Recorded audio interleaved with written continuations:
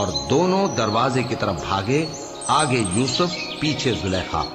اور عورت نے ان کا کرتا پیچھے سے پکڑ کر جو کھینچا تو پھاڑ ڈالا، اور دونوں کو دروازے کے پاس عورت کا خاوند مل گیا۔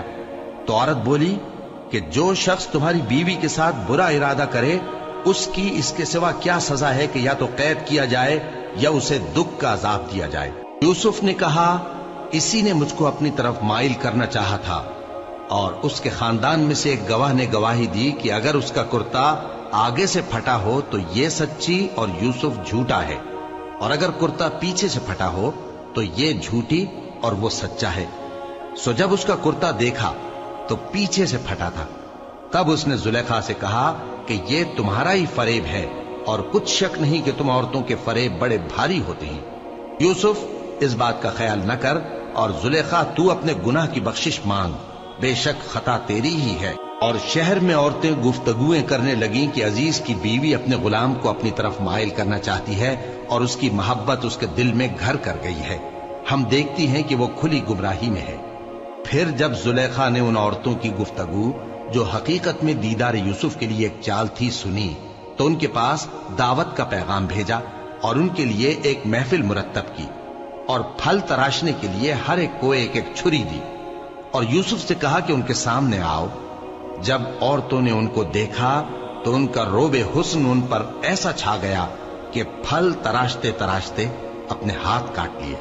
اور بے ساختہ بول اٹھی کہ اللہ پاک ہے، یہ آدمی نہیں، یہ تو کوئی بزرگ فرشتہ ہے۔ زلیخا نے کہا، تو یہ وہی ہے جس کے بارے میں تم مجھے تانے دیتی تھی، اور بے شک میں نے اس کو اپنی طرف مائل کرنا چاہا، مگر یہ بچا رہا، اور اگر یہ وہ کام نہ کرے گا جو میں اسے کہتی ہوں تو قید کر دیا جائے گا اور ذلیل ہوگا۔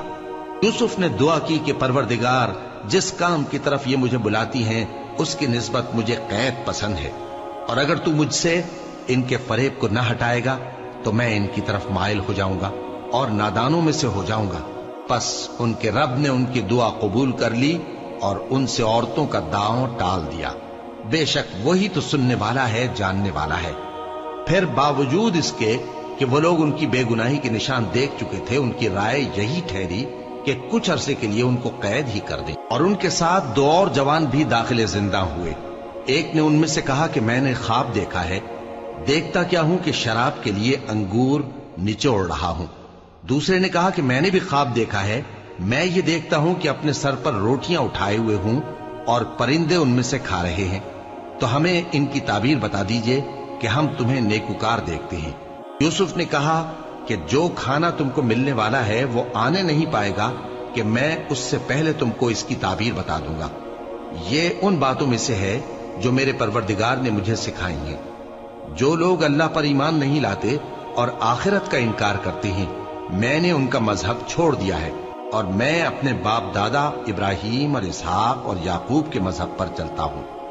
ہمیں شایع نہیں ہے کہ کسی چیز کو اللہ کے ساتھ شریک بنائے، یہ اللہ کا فضل ہے ہم پر بھی اور لوگوں پر بھی، لیکن اکثر لوگ شکر نہیں کرتے۔ اے میرے قید خانے کے رفیقو، بھلا کئی جدا جدا آقا اچھے یا اللہ جو اکیلا ہے سب پر غالب ہے؟ جن چیزوں کی تم اللہ کے سوا پرستش کرتے ہو وہ صرف نام ہی نام ہے جو تم نے اور تمہارے باپ دادا نے رکھ لیے ہیں، اللہ نے ان کی کوئی سند نازل نہیں کی۔ سن رکھو کہ اللہ کے سوا کسی کی حکومت نہیں ہے، اس نے ارشاد فرمایا ہے کہ اس کے سوا کسی کی عبادت نہ کرو، یہی سیدھا دین ہے، لیکن اکثر لوگ نہیں جانتے۔ اے میرے قید خانے کے رفیقو، تم میں سے ایک جو پہلا خواب بیان کرنے والا ہے وہ تو اپنے آقا کو شراب پلایا کرے گا، اور جو دوسرا ہے وہ سولی دیا جائے گا، اور پرندے اس کا سر نوچ کھائیں گے۔ جو بات تم مجھ سے پوچھتے تھے وہ فیصل ہو چکی ہے، اور ان دونوں میں سے جس کی نسبت یوسف نے خیال کیا کہ وہ رہائی پا جائے گا، اس سے کہا کہ اپنے آقا سے میرا ذکر بھی کر دینا۔ پھر شیطان نے اسے ان کا اپنے آقا سے ذکر کرنا بھلا دیا، اور یوسف کئی برس قید خانے ہی میں رہے۔